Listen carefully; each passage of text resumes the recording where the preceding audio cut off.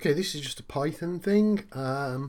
Because we have a shell, it may or may not exist with other languages, but if we assign variables, okay, and we print them out, that's fine. But the shell also remembers what the variables are. So if I go over to the shell now and just type variable1,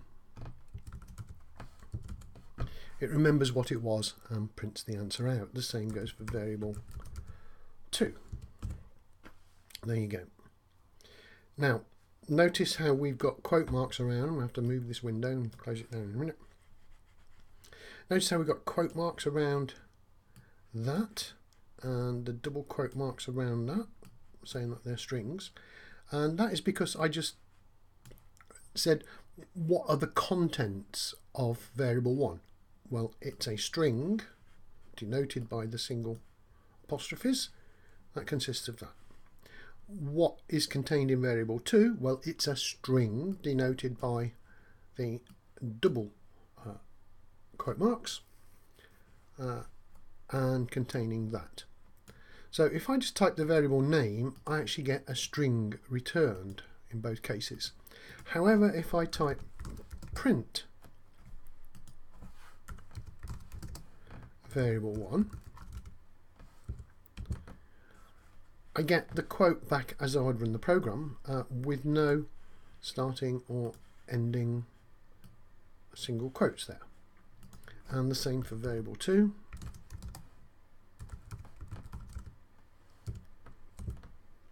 That's nice. No quote marks beginning or ending, because I am printing the contents of the variable, and the contents were that.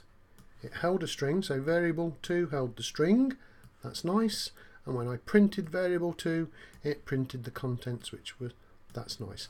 Now, as I said, this is sort of Python only. When we play around with the shell, it's not necessarily a feature of any other language. If we try to type print variable 1 in another language in a console or shell, it may or may not work depending on the language that you're using. But this is a useful feature for us to try to debug our programs. Okay?